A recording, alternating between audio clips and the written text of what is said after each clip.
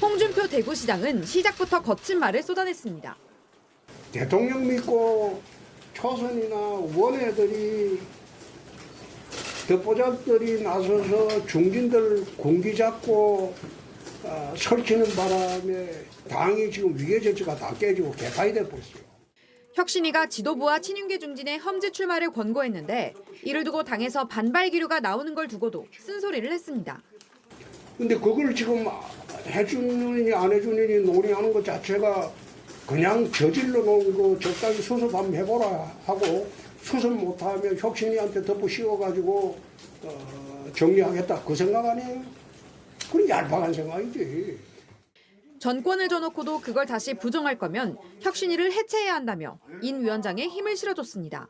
그리고 노력하시는데 과연 저게 이 당의 풍토에서 통할 수가 있을까? 나는 나왔다 들어갔다 하는 그런 실개천하고는 달라요. 네. 나는 이 당 본류입니다. 이준석 전 대표에 대해선 당에서 억지로 몰아내 회복이 어렵다면서도 새로 당을 만들면 현 지도부가 밀릴 거라고 했습니다. 김기현 대표는 이준석이 못 당합니다. 그 먹잇감 될 수밖에 없어요. 인 위원장은 유쾌한 시간이었다고 했습니다. 많이 듣고 왔습니다. 많이 배웠고.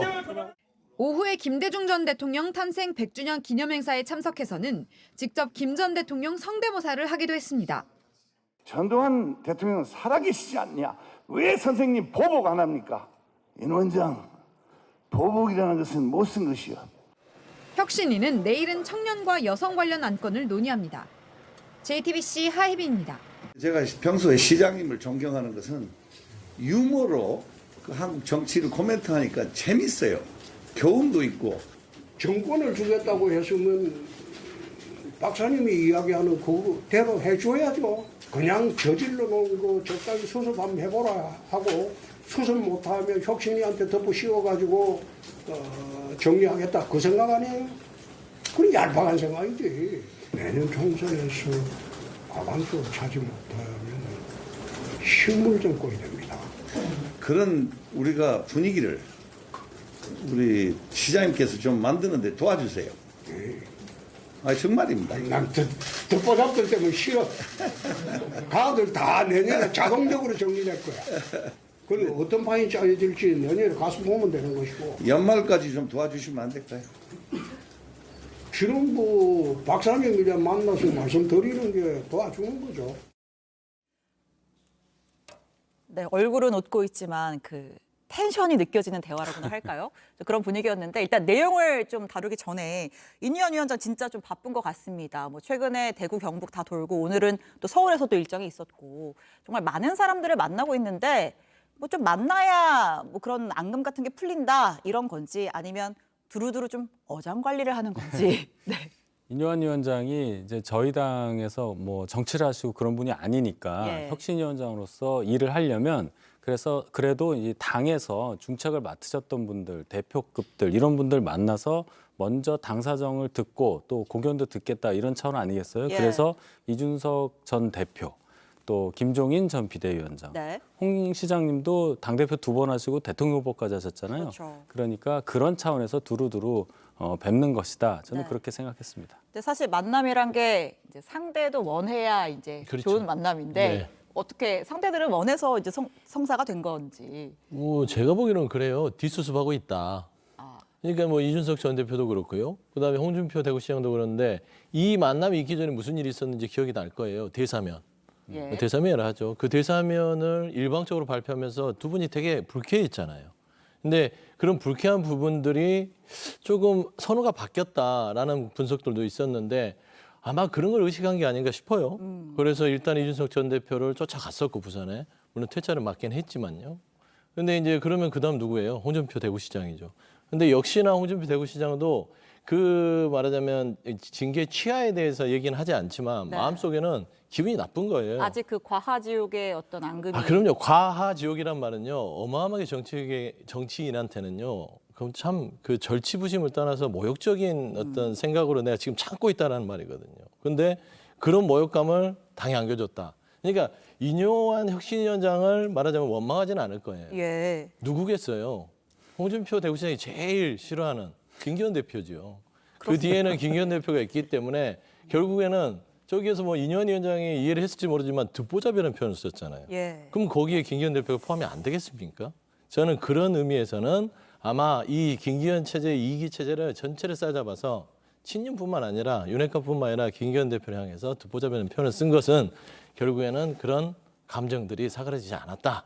좀 그렇게 보이는 것 같아요. 예. 네, 저희가 그 홍 시장의 좀 날선 발언들 또 한 대목을 또 준비를 해봤거든요. 듣고 이어가겠습니다. 윤석열 정부 들어와서 듣보잡들이 너무 설쳐요. 대통령 믿고 초선이나 원외들이 듣보잡들이 나서서 중진들 군기 잡고 설치는 바람에 이 당에 중진이 어디 있어요? 중진의 역할이 없어요. 허리가 튼튼해야지 사람도 이게 건강한데 당의 허리가 없어져. 그런데 당의 허리가 없어진 가장 큰 배경은 보잡들이 나서서 중진들 군기를 잡았다. 이거 회복하기 어려울 겁니다.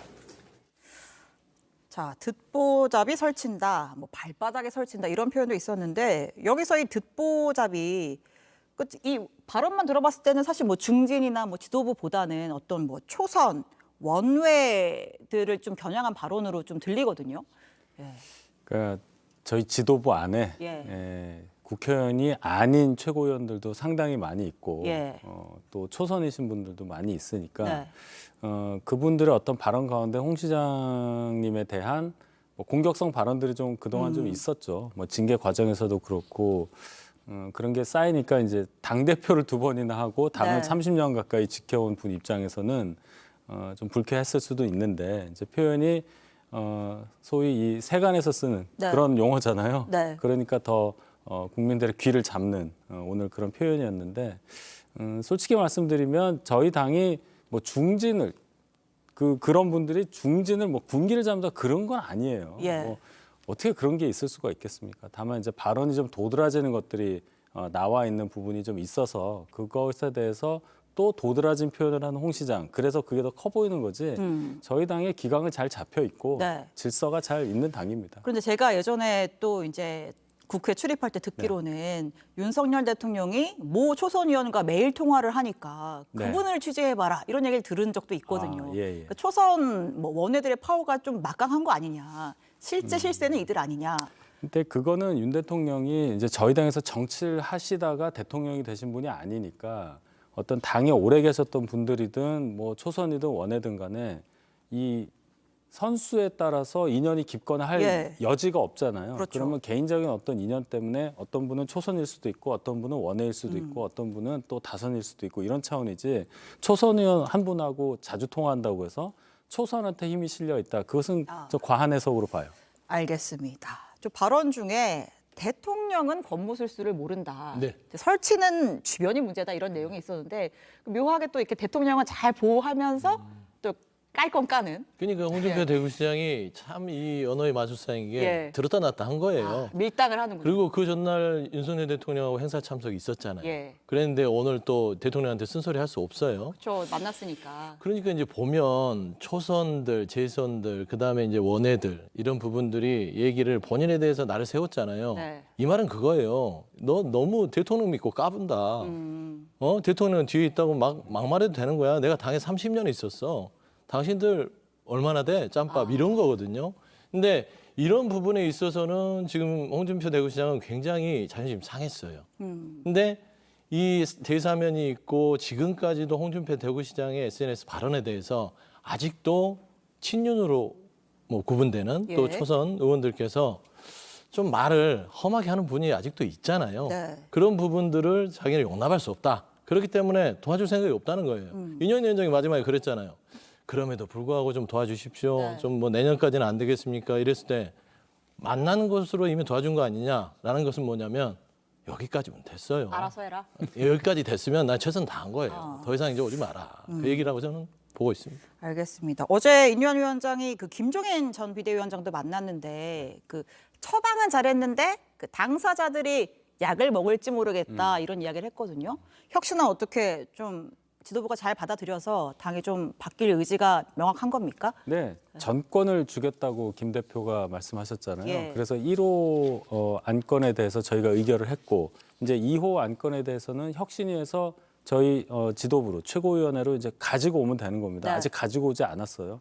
이제 관건은 관심을 가지고 계신 것은 아마도 의결된 거 외에 건의한 거, 즉 불출마, 네. 뭐 대통령과 가까운 사람, 뭐 지도부 중진 이분들의 불출마 또는 험지 출마 이거를 지도부에서 어떻게 대응을 할 거냐 이 부분 아니겠어요? 그거는 내일도 이제 저희가 최고위원회가 있고 아니면 뭐 월요일 날도 하고 이렇게 이틀 하는데요, 일주일에. 네. 그 과정에서 혁신위에서 가지고 오면 뭔가 의견을 전달하면 하는 대로 네. 지도부에서 당연히 대응을 해야 되겠죠. 네. 예.